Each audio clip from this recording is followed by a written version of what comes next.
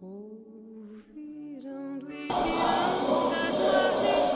310 deputados presentes em plenário, cantando o hino nacional, a Câmara dos Deputados aprovou em votação o prosseguimento do processo de impeachment da presidente Dilma. Foram 367 votos favoráveis contra 137. A gente traz agora todos os detalhes desse dia, desse domingo histórico no Brasil. Primeiro parlamentar de Mato Grosso, deputado Adilton Saquete.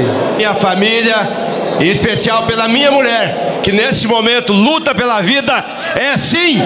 Carlos Bezerra, do PMDB. E o meu partido, praticamente por unanimidade, está apoiando o sim.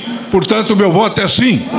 Fábio Garcia, do PSB. Pelos meus matogrossenses, eu voto sim. Wilson Leitão, do PSDB.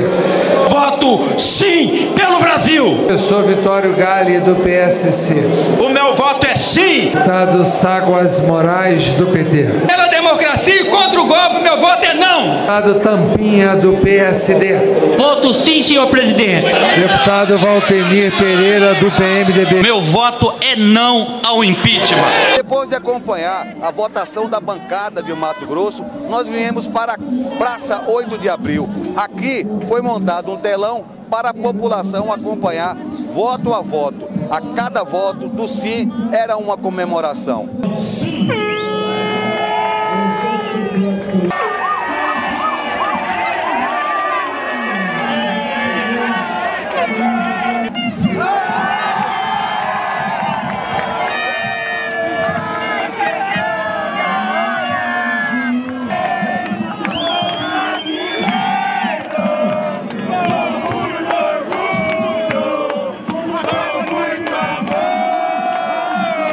O eleitor que estava aqui tem uma posição sobre cada voto da bancada de Mato Grosso. Eu achei interessante, né?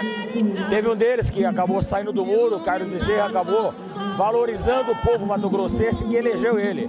Valtemir Pereira, adeus companheiro, volta para Jucimeira. Então eu tenho profundo dó, pena dos dois votos que se distanciaram da vontade popular. Olha, esse Valtemir deixou a desejar. Foi legal, acho que todo mundo votou de acordo conforme seu pensamento, a sua concepção política. Está aprovado o impeachment na Câmara dos Deputados e a população vai ao delírio aqui no Chopão.